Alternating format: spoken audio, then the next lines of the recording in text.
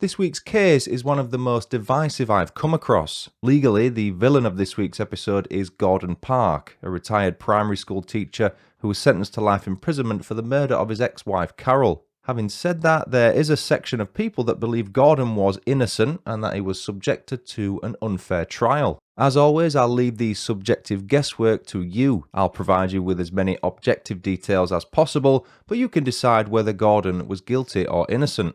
You are now listening to British Murders, the True Crime Podcast.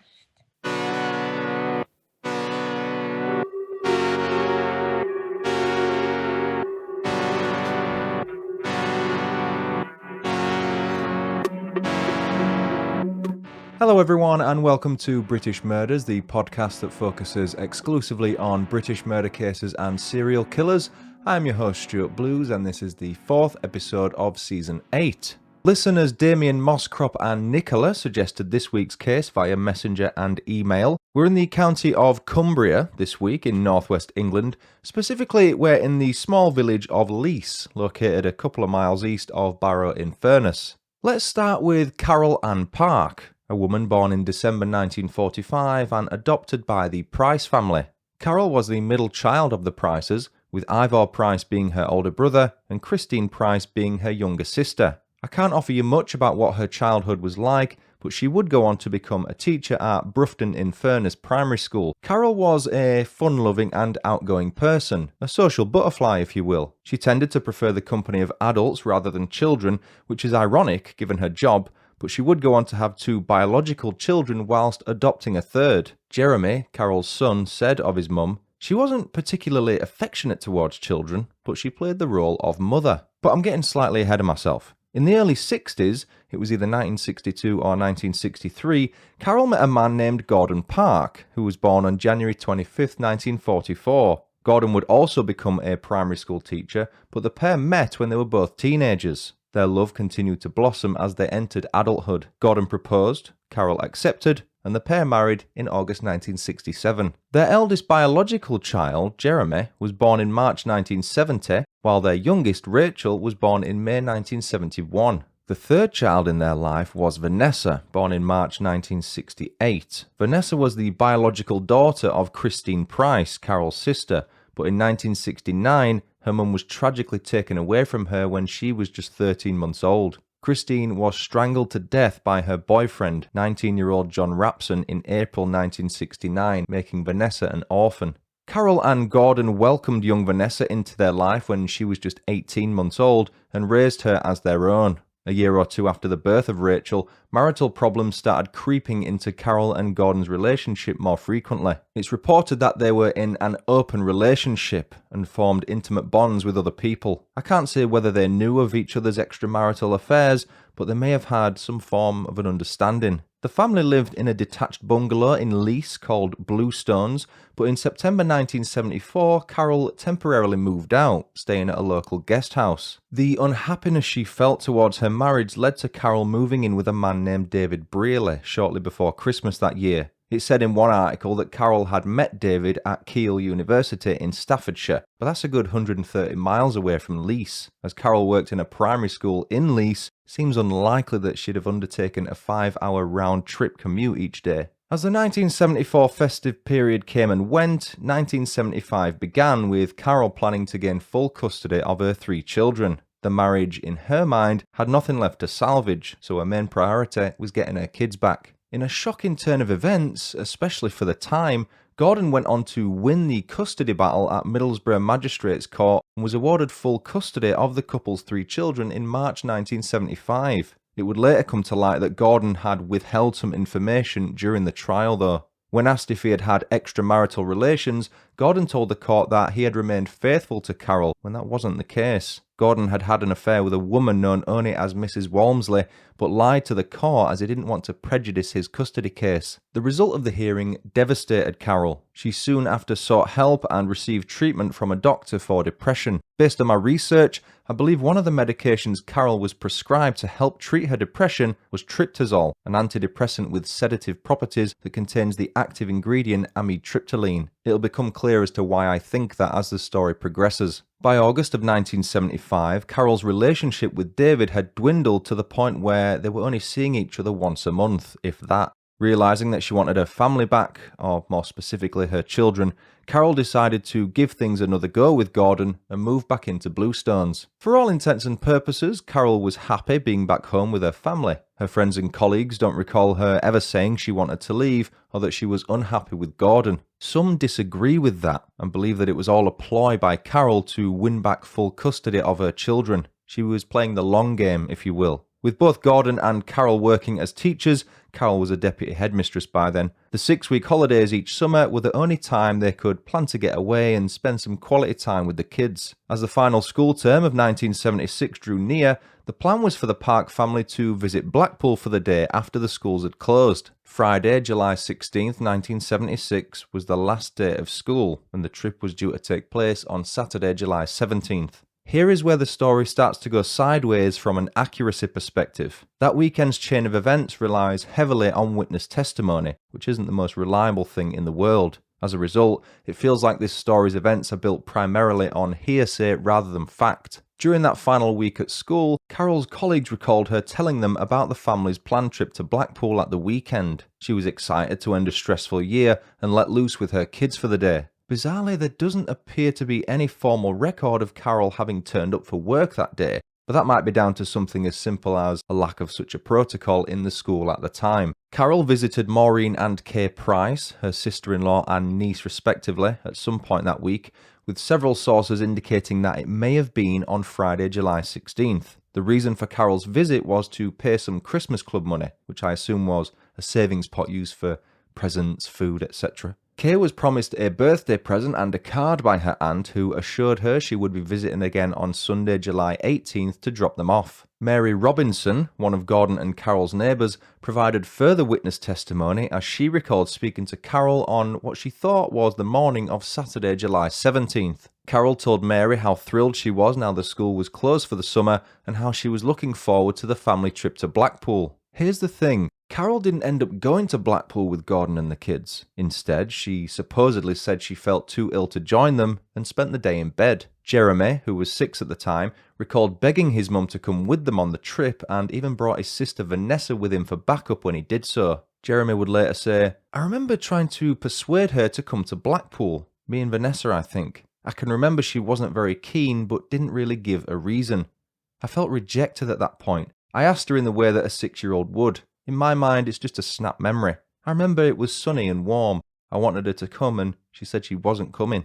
30-year-old Carol wasn't swayed by her children's pleas and opted to remain in bed. It doesn't state anywhere what illness Carol was suffering from, so it's impossible to know whether or not she was fit enough to go with them. The other side of that point is that Carol might not have wanted to go with them because she had other plans, secret plans, but again, it's all conjecture. Gordon and the kids headed down to Blackpool, with the Pleasure Beach being their main destination. That's an amusement park, by the way, not a nudist beach. The kids went on some rides, including a roller coaster. I did some digging to see what rides were open back in 1976. The main ones appear to have been the Big Dipper, the Grand National, Virginia Reel, and Cyclone. Then again, the kids probably went on the Zipper Dipper, a family coaster. When they returned home after a tiring day at the theme park, Carol was nowhere to be seen. The kids asked where their mummy was, to which Gordon replied, "I don't know." What else could he say? Concerns weren't immediately raised because, as I mentioned earlier, Carol had left home before, on 2 separate occasions, so it wasn't exactly out of the ordinary for her to up and leave out of the blue. Malcolm and Angela Short, 2 of Gordon and Carol's friends, visited Bluestones on Sunday, July 18th, unannounced. From what I could make out, Gordon explained to them that Carol was not at home upon their return from Blackpool, but he wasn't too worried, as she hadn't taken a handbag or purse with her. The message he portrayed to the Shorts was that she'll likely return home soon. They were invited inside for a drink, but politely declined and made their way home. Gordon went about his life as normal for the rest of the summer holidays and looked after the kids on his own as he had done previously. Before long, the summer had come to a close and the first day of the new school year was upon Gordon. It was Thursday, September 2nd, 1976 when the new school term started, and concerns were raised immediately when Carol didn't show up for work. A couple of days later, on Saturday, September 4th, Gordon finally decided that he needed to report Carol as missing after informing Ivor, her brother, that he hadn't seen her for the duration of the 6-week holidays. The police were then informed that Carol was missing, with one source suggesting that Gordon reported his wife missing via a solicitor. If true, that's a bold yet strategic move. The police were told that there were no signs of a struggle at Bluestones, and it didn't appear as if someone had broken in unwanted. It wasn't just the lack of a purse and handbag that confused the officers upon hearing of Carol's disappearance. She hadn't taken any clothes with her either. A missing person investigation was soon launched, which saw Gordon providing police with a witness statement explaining his version of events. The investigation led to nothing. No trace of Carol Park could be found. There were no sightings, and no contact was made with friends or relatives. Carol had seemingly disappeared off the face of the earth. No money was withdrawn from any of her accounts, including her sole account and the couple's joint account. Eventually, the police had to scale back the investigation, and everybody stopped trying to find Carol. There doesn't appear to have been any speculation to suggest that people thought she was dead. Knowing her personality, people thought she had run away, begun a new life somewhere else, and kept everyone in the dark. I'm sure that's not true for everyone, but that was the common consensus for the most part. In November 1978, over 2 years after Carol disappeared, Gordon filed for divorce. In the UK, if your husband or wife suddenly says, "I'm off," and you never see them again, once 2 years have passed, you can file for a divorce on the grounds of desertion. Gordon's divorce from Carol was granted in August 1979, and he didn't waste much time marrying again. His second wife was Catherine Sillars, with whom Gordon tied the knot in 1981. Catherine, like Gordon, had 3 kids of her own, taking the total number of kids in the new family to 6. It was a short-lived union between Gordon and Catherine. After a few months of being married, they ended their relationship and got divorced. A decade of relationship solitude followed for Gordon, but that all changed when he entered into a relationship with one of his old school friends, Jennifer Marshall, known affectionately as Jenny. The pair had known each other for decades, so they already had a pre-existing history. By 1993, Gordon and Jennifer had married and moved to a detached house on Norland Avenue. Between them, they had 5 children, as Jennifer had 2 of her own. A year later, Gordon retired from teaching as he planned on enjoying his golden years with Jennifer. We now arrive at the point in the story where things begin to escalate at a rapid pace. A startling discovery made by some amateur scuba divers in August 1997 would start a chain of events that would send a shockwave through the UK and lead to a debate that may never end. On August 10, 1997, the divers explored Coniston Water, a lake about 5 miles long and half a mile wide. It's the 3rd largest lake by volume and the 5th largest by area in the Lake District. At around 25 metres, or 82 feet, roughly half the maximum depth of Coniston Water, the divers noticed a bag resting on a sort of ledge. Initially dismissing it, the divers ignored the bag and left upon completion of their dive. 3 days later, on August 13, 1997, the divers returned to the same spot of Coniston Water and brought the bag back up to shore with them. An inspection of the bag followed, and it suddenly dawned on the divers that they had retrieved from the lake a bag of human remains. The remains were that of a woman who had been tightly bound in the fetal position using a series of complicated knots. Her body was then wrapped using bin bags and a green rucksack and placed inside a custom-made package made out of a sewn-up black pinafore dress. The dress used to make the package in which the woman's body was placed was identical to one Carol Park was photographed wearing years earlier. The macabre package was weighed down using a flattened piece of lead pipe before being thrown into the lake. Meticulous reconstruction of the woman's jaw, mouth and teeth led to her being identified. Carol's dentist found a decades-old X-ray and a match was confirmed. The lady in the lake was Carol Park. Over the next 10 days, 2 separate post-mortems were conducted. Home Office pathologist Dr. Edmund Tapp concluded that Carol had been attacked with a heavy object such as an axe. At least 2 blows with said object were thought to have struck Carol in the face, although she did her best to put up a fight against her attacker, as evidenced by the defensive wounds on her left hand near her wrist. Remember how I mentioned the drug triptazole earlier? The reason I think that may have been what she was prescribed when diagnosed with depression is that Detective Chief Inspector Keith Churchman believed Carol had been drugged with triptazole before she was murdered. It wouldn't have sedated Carol sufficiently to knock her unconscious, but it would certainly have reduced her ability to defend herself despite her best efforts. On August 24th, 1997, Gordon received a phone call from his son Jeremy that changed his life. Gordon was on a French cycling holiday with his wife Jennifer. Jeremy said to his dad, "The police have found Mum's body in the bottom of Coniston Water, and they want to speak to you." Gordon reportedly responded by simply saying, "Oh dear."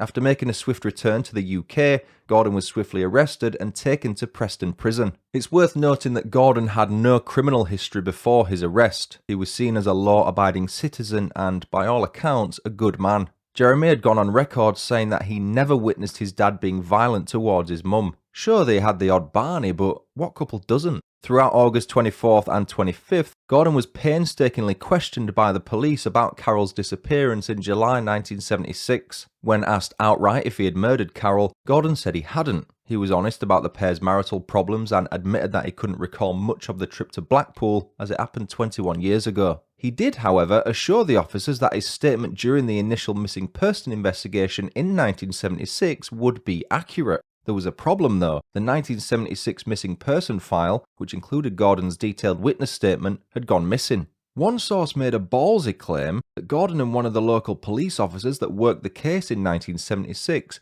were pally, due to them both being Freemasons, so the file was perhaps intentionally misplaced. Dr. Sandra Lean, a leading criminologist specialising in miscarriages of justice, debunked that claim and states that Gordon was never a Freemason at any point during his life. Regardless of the missing file, Gordon was charged with Carol's murder on August 25, 1997 and remanded to Preston Prison, where he remained for the next 2 weeks.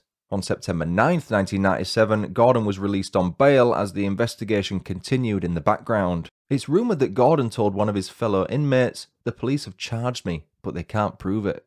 2 days after Gordon was released on bail, a third post-mortem took place. This time it was conducted by Home Office pathologist Dr. William Lawler. Dr. Tapp and Dr. Lawler, representing the prosecution and defence respectively, argued the toss over what they believed Carol Park's cause of death was. Dr. Tapp was adamant that Carol was murdered by an assailant using a heavy object such as an axe. Dr. Lawler disagreed, instead insisting that the cause of death could not be confirmed due to how long Carol's body had been submerged in Coniston Water. The injuries to Carol's face were undeniable, but Dr. Lawler explained that it could not be proved that they were sustained before death. They could not be 100% connected to Carol's cause of death. I'm now going to mention something I will discuss in more depth later in the story. On September 30th, 1997, a police dive search occurred at the crime scene. The divers recovered some 70s-era clothes and cosmetic items, which were then placed into an evidence bag and sealed. 4 days later, the sealed bag was opened,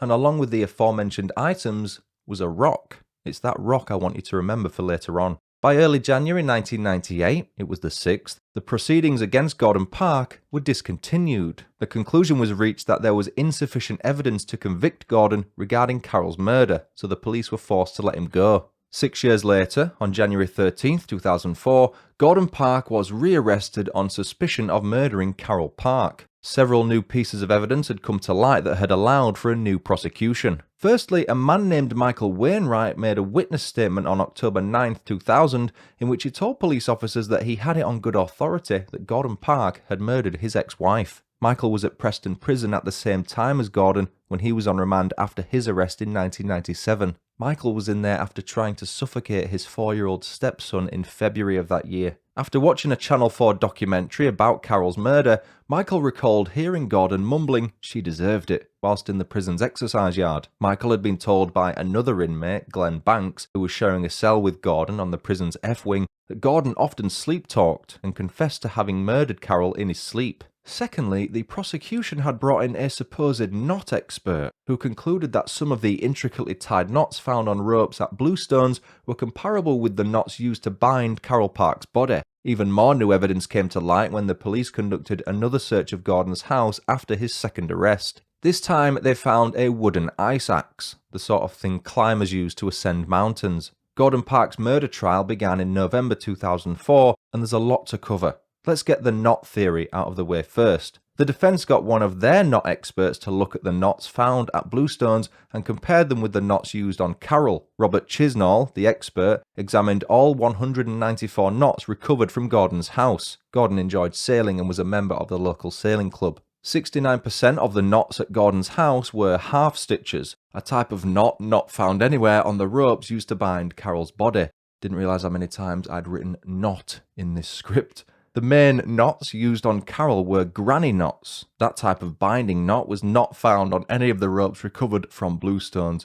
Really should have proofread this. I'm twisting my tongue here. The prosecution expert swiftly withdrew his evidence and the knot debate ended.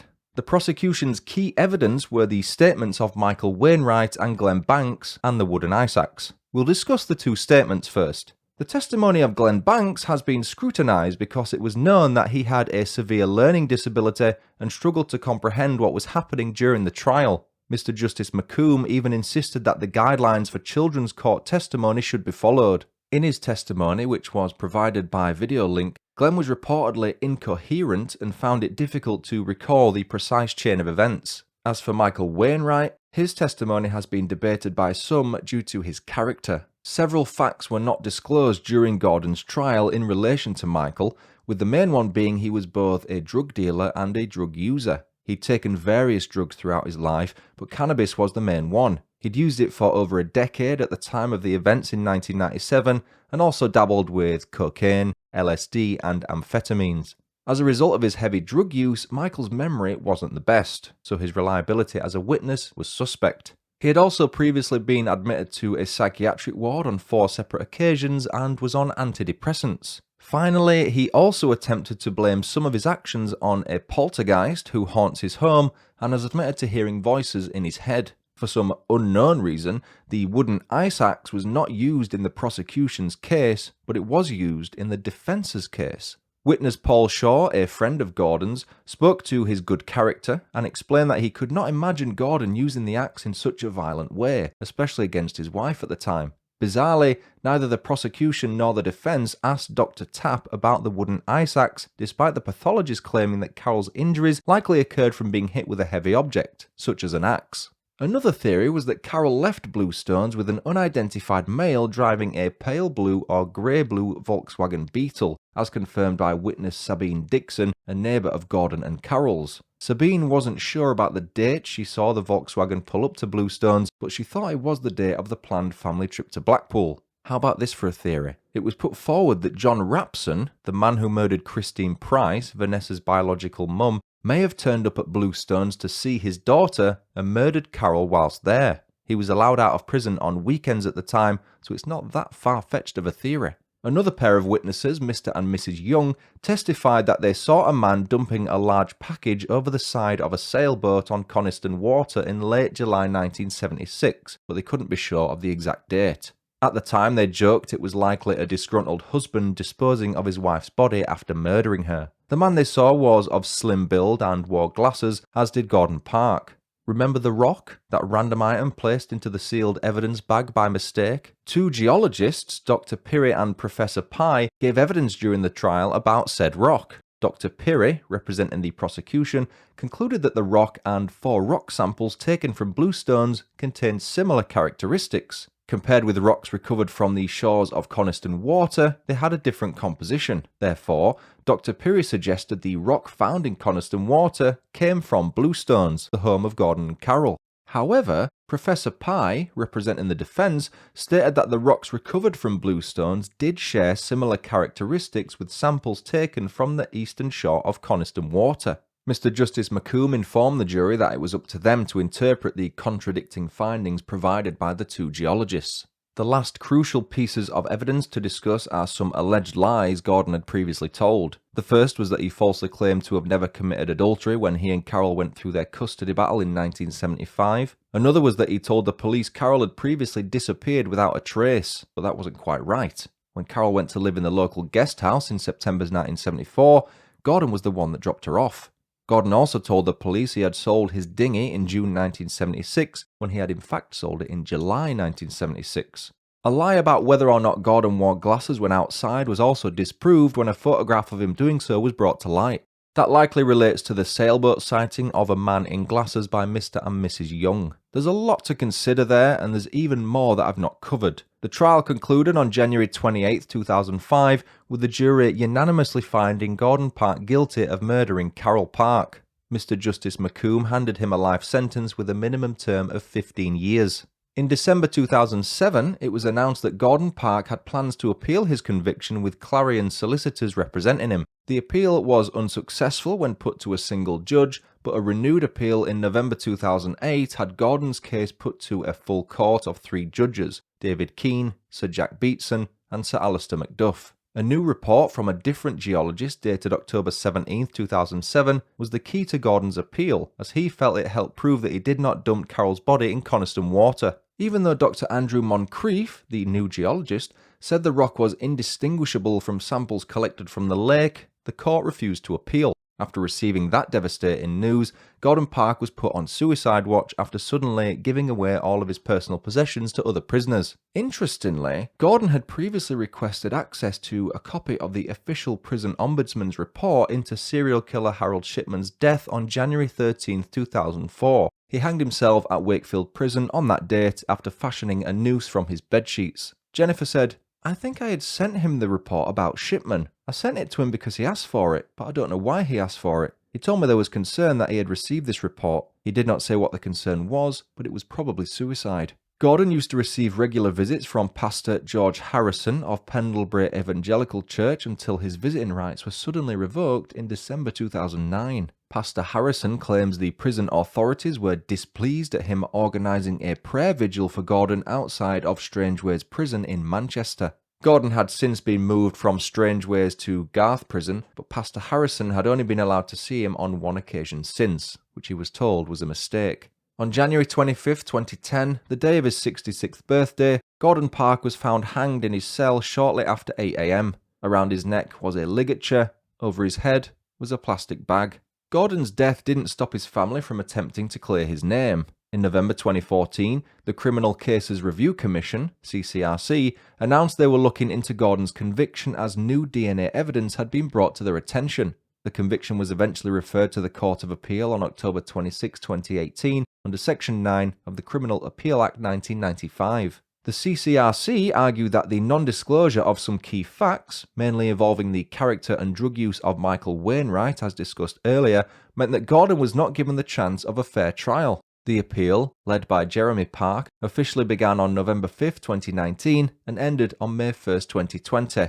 The result was the same as it had been previously. The Honourable Mr. Justice Sweeney dismissed the appeal by saying, "We have no doubt as to the safety of the conviction. Therefore, the appeal is dismissed." After that appeal was dismissed, the following statement was issued on behalf of Gordon's family. "The family, friends and supporters of Gordon Park and Carol Park's children are disappointed with today's decision. Having exhausted all options, we are now left without the closure we were all hoping for. The judgment marks the end of our fight to clear his name."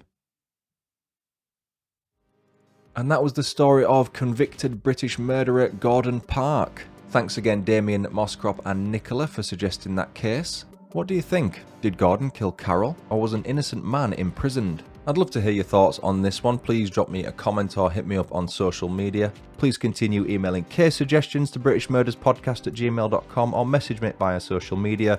You'll not only get the episode covered, but you'll get a cheeky shout out too. But that's it for another episode. I've been Stuart Blues. This has been British Murders. Thanks so much for listening. Until next time, cheerio.